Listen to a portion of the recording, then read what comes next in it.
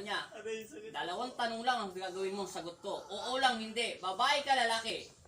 Ikaw ang tinatanong ko. Hindi ko po alam. Hindi ko. Aalis ka. Dudurugin ko ang puso mo.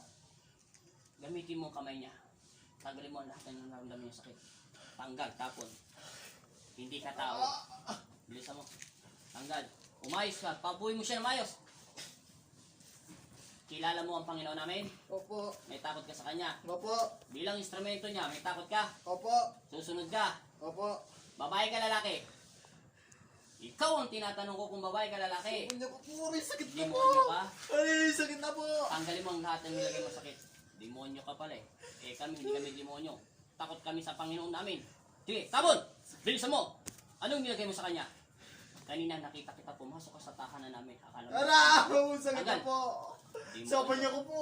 Ha? Pumanggal mo at gamitin mo yung kamay mo. Ayusin mo. Walang demonyo rito. Ang demonyo ay tinatapon namin sa impyerno. Doon sila nararapat. Ha? Demonyo ka pala. Umalis ka. Bilisan mo. Anong nilagay mo sa Kanya? Anong nilagay mo? Anong nilagay mo? Hindi ko po alam. Sakit. Pero sinabi mo demonyo ka. Sige, tabon. Salbahe ka. Sopan niyo ko po. Ha? Huwag mong papakalaman ang utak niya, demonyo. Ha? Ikaw, Satanas. Huwag mong Sopan niyo- papapasukin ang katawan niya. Sopan niyo ko. Ang isipan niya at huwag mong papakalaman. Inuutusan kita sa pangalan ni Jesus na huwag mong papasukin ang utak niya. Tanggalin mo ang nilagay mo, lahat. Ama namin, sumasalangit ka, sambahin ang ngalan mo. Mapasa amin ang kaharian mo, sundin na loob mo dito sa hindi niyo po kami ngayon. Ang aming kakanin sa araw-araw at patawarin mo kami sa aming mga sala para nagpapatawad kami sa nagkakasala sa amin. At huwag mo kami ipaintulot sa tukso at idya mo kami sa lahat ng masama amin. Sopan niyo ko po. Hinto mo ang kamay niya sa pangalan ni Jesus. Sa pangalan ng Ama at ng Anak at Espiritu. Masamang Espiritu, umalis ka sa katawan ng taong ito. Patahimikin mo to sa pangalan ni Jesus. Ama Jesus, ang mga sarili mo, kami ang iyong mga anak. Ilayan niyo kami sa panganib at masamang Espiritu. Binigyan mo ko ng kapangyarihan, kaya kay pumuna sa aming buhay amin. Lumayas ka, Satanas, sa pangalan ni Jesus. Amen. Gising. Nasaan ka? Tatanungin kita kanina. Tumingin ka sa akin ng diretso at parang mawala ang takot sa puso mo. Nasaan ka kanina?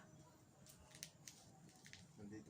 Yung kanina, nasaan ka? Nasaan ang utak at yung ano mo, yung espiritu mo, sa mong huling naalala, bago ka nagkaroon ng malay, nasa harapan ka lang ng Diyos? Anong ginagawa mo sa harapan ng ating Panginoon? Humihingi po ng tao. Humingi ka ng tawad? Nakatayo ka dyan? Nakaano po ako. Anong ka lang nga? Makatingala ka. Nakatingala ka lang. Bakit mo sinasabi ikaw ang demonyo? Hindi po naalala yan. Kasi may pumapasok sa iyo masamang espiritu. Naintindihan mo? Parang meron pong kumukontrol sa akin. O, naririnig mo yun, may kumukontrol daw sa kanyang demonyo. Kaya ang sabi ng Panginoon, kayo ay laging manalangin at tumawag sa Kanya. Alam mo yung ginagawa mo? Masakit po. Ano po. Yan lang, masakit. Pinakamasakit po. Pero hindi mo alam yung ginagawa mo. Ibig sabihin, hindi ka pinaalis ng Diyos sa Kanyang tahanan. Ibig sabihin, nasa loob ka lang ng templong ito. Itong templo, ibig sabihin, ito yung dasalan niya. Naintindihan mo? Pero bumukas sa bibig mo na may kumukontrol sa katawan mo.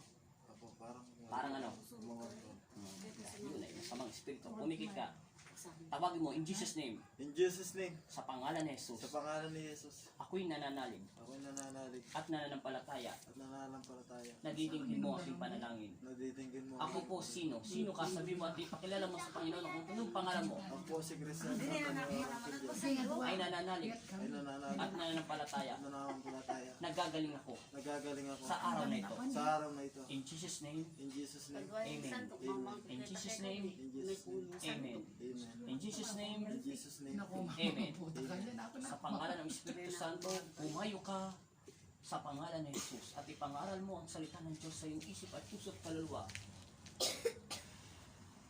Luwalhati sa Ama at Anak at Espiritu Santo. Amen. Tingnan mo masakit. O diba nawala? Hawakan mo. Baka sabi mo iniipit kita ng todo eh. Masakit? Masakit po kanina. Hindi ngayon, masakit. Masakit. O diba hindi? Sabi mo kasi pangit ka. Sabi mo sa